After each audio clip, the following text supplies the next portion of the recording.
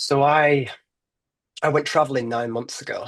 Started off in Bali, um, and I was really on this spiritual path. I'd already done my ayahuasca journey back in February, and I just had this new lease of life, this lust for life after nearly overdosing last July. I kind of pieced my life back together after that, and I found a new love for life. So I was taking the new me around the world.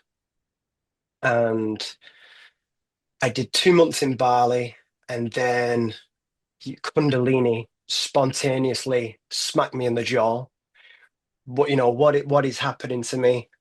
And luckily, I kind of met with someone who could give me a rather large amount of his time to tell me what was happening with me and some resources and pointing me in the right direction, which I'm very grateful for.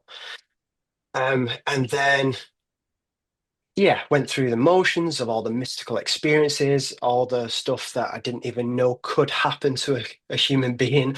And then I managed to harmonize with it, accept, surrender enough into it where I'm like, I'm getting good at this, this is good. And then I had 2 weeks of this, like just pure bliss. I just finished my Vipassana. I felt amazing. And I met my twin flame. And that 3 month period with her was um, it was carnage. It was absolute chaos. And it smashed us both to bits.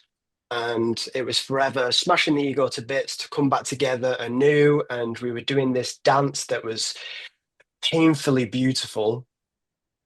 And I kind of left from it like, it's time we run it as long as we could. Um, but it just kind of the whole thing kind of broke me because I was not interested in her romantically,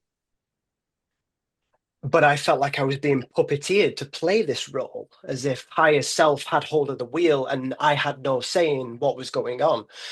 So I was being directed into this dance that if ego had had its way, I would have got on a plane somewhere else and got away from her. But I just couldn't. And coming away from this experience, it's pushed me to a point where the intensity I'm dealing with on such a daily basis, it's difficult to hold. Um, I was in Thailand. I was going to go to Australia. I had no kind of interest in coming back to the UK, and my family came over to see me for 3 weeks, and they just said to me, they were like, "Lewis, we can't leave you out here." Like I was trying to wear this mask to maintain the illusion that I was not going through something, that I was okay, that I didn't want my family to see me like this. And then it started bleeding into like public, and I'm like facial twitching and I'm like shouting and being very vocal and screaming, and I had to like go down to the beach on numerous times, and I was just like this one time I was just like screaming like in so much pain. My spine is on fire, my brain is blowing up, my heart's got a ball of electricity in my heart chakra, and I'm just in the fetal position, like rolling in the sand, just crying to my dad. And I'm like, I don't know how the fuck I've done this to myself. Like, I don't know how to put the brakes on this thing. Like, I can't stop it, and nobody can help. No, nobody I've found can, give me the right thing. I kind of like run everything that I could possibly do, like diet changes, yoga, exercise, and I just kind of find myself just drove into isolation. I lost my extroversion. I lost my personality. I lost my charisma. It was just all gone.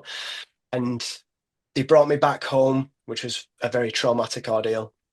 And then I was in A&E for 28 hours, fitting on the floor, and I eventually got seen to. Obviously, found no help there. Um, I've been somewhat better since I've got out. I'm more stable around my support network. I've got a loving family that, there is so much unconditional love there, which I'm so grateful for.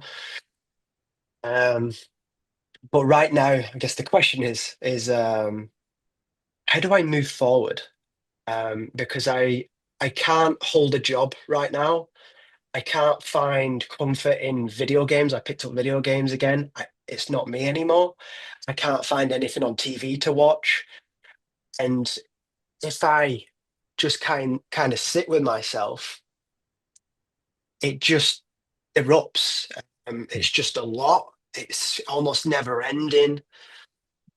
Um, and just my mind is just very clever at presenting very believable stories. So Yeah. I'm just feel like I'm forever battling. Um, and then obviously the story that I'm not doing enough, that I should be exercising, I should be doing something, but I feel so housebound at the minute. Yeah. And I Yeah. feel so isolated and I really can't, yeah, I'm struggling to do a lot. So Mhm. yeah, Well, Lewis, thank you for sharing. Thank you for sharing your thank you wild, for listening. wild That story. was, yeah. Yeah. Yeah. So what I recommend is that we cultivate a relationship with what I like to refer to as the Divine Mother and call it source energy, God, whatever you'd like. But there has to be some force beyond this limited body, mind, spirit organism that is connected with us that we surrender to.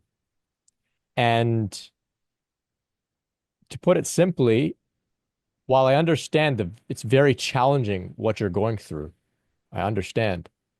When you describe when you sit still and it begins to erupt, that's where I would go. Mm, I would create a container, an hour a day, if you have the time, more, where you just sit there, acknowledge what can happen here. Just some mm, sensations, just some emotions, just some thoughts. I might cry, I might shake. Okay. Have your way with me, God. Divine Mother, have your way with me.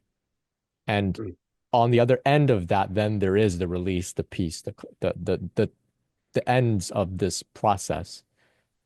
Um, Easier said than done because I know that the moment you sit still and it begins to erupt, there's a knee-jerk response to pull away. There's fear. There's something that says that's not safe. So I understand. mm, So working with it over time to cultivate a degree of trust and safety in the process. So that to me looks like praying, God, Divine Mother, I want to work with you, but this is really intense. Show me how to work with you. Teach me. I'm listening. I'm open. Things will come. mm, Take it easy on me. Let's begin a little slow. You can have a conversation with it inside, and she's very responsive often. mm, You can also contemplate everything. And what I recommend to everybody, I had this in my head, but it's to make a list of every reason you have, big or small, to trust in God, in this process, in the universe, any little sign, synchronicity, any blessing, anything that reveals to you that this is not something going wrong and that you are safe to let go fully into it. So the moment you have doubt that comes up, oh, I don't know if this is safe. If I can I really just lay down and let it move through me? Well, let's pull out the list and you will have hundreds of reasons that this is working out for you and this is not something going wrong. And then you mm, just move into it and surrender. Um, this is the way that it's done. We're not here to find ways to suppress the process, calm it down, make it go away. We're finding ways to move through the process on the other side, right? mm, So when it comes to feeling like you're not doing enough, I know this feeling, it's ingrained in us in our culture, right? You're not doing enough. We're doing the work that the most productive people wouldn't dare touch, which is sitting alone with whatever wants to come up, thoughts, memories, emotions, trauma, pain. We're doing the work, which means we're giving ourselves up to God, which is what nobody wants to do. This is the real work. This is the real work. mm, When you do this work on the other side, you can be incredibly efficient at getting whatever needs to be done. Your body will respond quickly to exercise. You can be very efficient in your thoughts and, become successful much more efficiently than if you hadn't just gone through this purification and transformation. So in your own pace, you find a way to let her have her way with you. It doesn't have to be today or tomorrow, but just something to contemplate over time because there's no way around it, really. No way around it. perfect. Thank you. Yeah. Yeah, you're welcome. You're welcome. And you have others being able to relate with you as well in the chat.